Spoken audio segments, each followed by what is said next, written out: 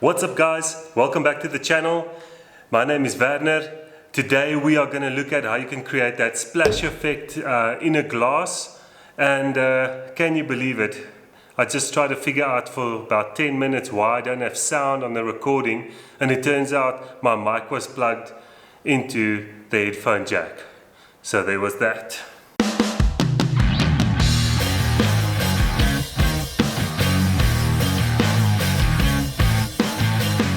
First off, I'm going to show you guys what I use to create this effect. You can of course use your own flashes or anything that's to a similar, that will give you a similar effect.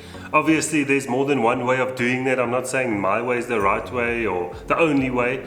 It's just the way I did it. So let's jump into what we need.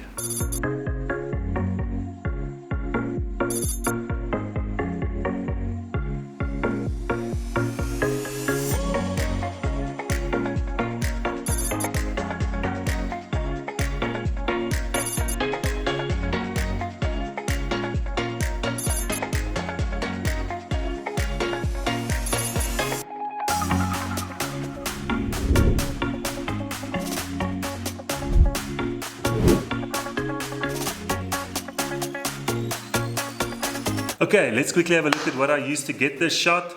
I had a 1 meter by 1 meter perspex length. I had a black cardboard that I just kind of shifted underneath for the backdrop, and I folded it up like that. You are going to need I use my 8200 in a Godox P90L softbox.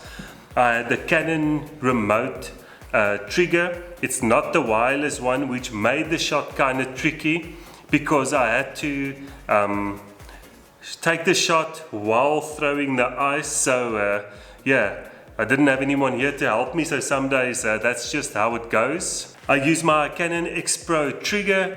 You will obviously need a glass, water, and then some ice or fruit or whatever you want to throw in there to create that effect. Okay, but that's a real short video guys. I'm going to put the image up that I was the most happy with all the camera settings I used. I hope you enjoyed this video. Please give it a thumbs up. Subscribe if you haven't already. Please also look at the camera bag giveaway. I believe we've still got until next week Monday to enter. And good luck with that. And I'll catch you in the next one. Ciao.